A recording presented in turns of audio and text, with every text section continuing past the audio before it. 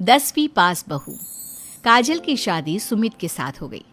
काजल के माँ बाप का एक कार एक्सीडेंट में देहांत हो जाने की वजह से उसकी पढ़ाई 9th क्लास के बाद हो नहीं पाई, क्योंकि काजल को उसके मामा जी ने पाल पोस कर बड़ा किया था, लेकिन उसे पढ़ाया लिखाया नहीं।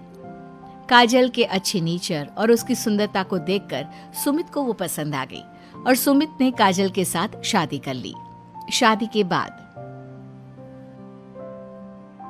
हमारी बहू भले ही कम पढ़ी लिखी है, लेकिन लाखों में एक है। सही कहती हो। पड़ोस वाले शर्मा जी अपनी बहू से बड़े परेशान हैं। उनकी कोई बात ही नहीं सुनती। अरे लेकिन हमारी काजल, वो तो हमारा खूब कहा मानती है और घर का काम भी कितने अच्छे से करती है। सही कहती है मम्मी।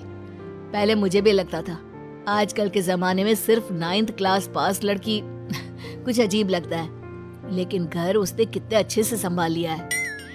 अब बेटा, पढ़ाई तो वो अपनी परिस्थितियों की वजह से नहीं कर पाई, लेकिन बाकी काम तो अच्छा ही करती है।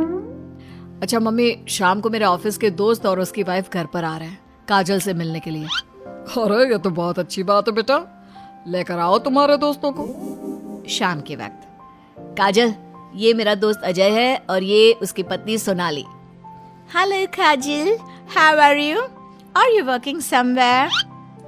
माफ करना जी, मैं आपकी बात समझ नहीं पाई। आई एम सॉरी, मैं बस ये पूछना चाह रही थी कि क्या तुम कहीं पर जॉब करती हो या हाउसवाइफ हो? जॉब? आपका मतलब नौकरी ना, लेकिन वो मैं कैसे कर सकती हूँ? ये तुम्हारी वाइफ क्या कह रही है? क्या तुम अपनी वाइफ को जॉब नहीं करवाना चाहते? अरे नहीं नहीं दोस्त, वो बात नहीं है। एक्चुअली काजल सिर्फ 9th पास है ना, इसलिए। Oh my God! Are you serious? Sumit आजकल के जमाने में और सिर्फ 9th पास? आजकल तो गांव की लड़कियां भी कॉलेज की पढ़ाई पूरी करती है। काजल, क्यों पढ़ाई नहीं की तुमने? बस मेरे सामने कुछ ऐसी प्रॉब्लम थी जिसकी वजह से मैं पढ़ाई नहीं कर पाई जी। सुमित को अपने दोस्तों के सामने बहुत अजीब लगता है कि सब लोग इतने पढ़े लिखे हैं और उसकी बीवी सिर्फ 9th पास है, लेकिन वो काजल को बहुत पसंद करता था, इसलिए वो काजल से कुछ नहीं कहता। लगता है इनको इनके दोस्त के सामने बहुत अपमान जैसा महसूस हो रहा है।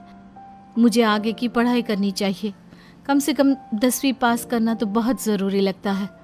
अगले दिन, मम्मी जी, मुझे आपसे कुछ ज़रूरी बात करनी थी जी। हाँ हाँ बोलो बेटा, क्या बात है? मम्मी जी, दरअसल मैं ना 10वीं क्लास की पढ़ाई करना चाहती हूँ, 10वीं पास करना चाहती हूँ।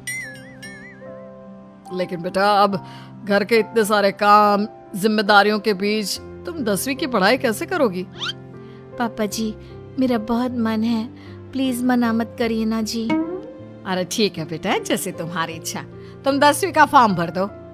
काजल खुश होते हुए वहाँ से चली जाती है। कुछ दिनों के बाद, मम्मी, क्या आपने सच में खुश होकर काजल को आगे की पढ़ाई करने की परमिशन दे दी? मेरा मतलब है, वो पढ़ाई करेगी तो घर का सारा काम, जिम्मेदारी कौन संभालेगा? अरे देखो बेटा, काजल हमारा इतना ख्याल रखती है, अब उसने हमसे परमिशन मांगी थी तो हम कैसे मना कर देते। और वैसे भी एक बार एग्जाम देने दो, उसका मन रह जाएगा। तुम्हें क्या लगता है, अब शादी के बाद 10वीं की परीक्षा पास करना आसान होता है क्या? अरे कुछ हो या ना हो, पर अगर हम मना कर देते तो उसे बुरा लग जाता ना। हाँ, वैसे आपकी बात तो ठीक है। मम्मी पापा, हमें काजल का दिल नहीं तोड़ना चाहिए। अगर कुछ होगा तो ठीक है, नहीं तो कोई बात नहीं। वैसे भी एग्जाम पास करना बहुत मुश्किल सी बात है। 1 महीने के बाद, मम्मी जी, मुझे 10वीं का एग्जाम देना था, लेकिन एक प्रॉब्लम है।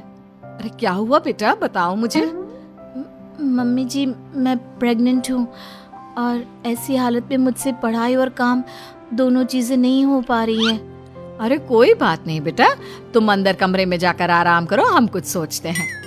काजल के जाने के बाद, मैंने कहा था ना, इसे अपने मन की कर लेने दो। हम मना करते तो बेकार में बुरा मान जाती। अब प्रेग्नेंट हो गई है, पढ़ाई तो वैसे ही नहीं कर पाएगी। सही कहती हो तुम, लेकिन मुझे लगता है कि बहू का 10वीं पास करने का बहुत मन था। मम्मी, उस दिन जब मेरे दोस्त घर पर आए थे ना, तो मैंने काजल का चेहरा देखा था। वो बहुत उदास हो गई थी, शायद उन लोगों के सामने खुद को काफी नीचा महसूस कर रही थी। अरे लेकिन बेटा, हमने तो परमिशन भी दे दी ना। अब प्रेगनेंसी और घर की जिम्मेदारियों के चलते कैसे सबको संभालेगी?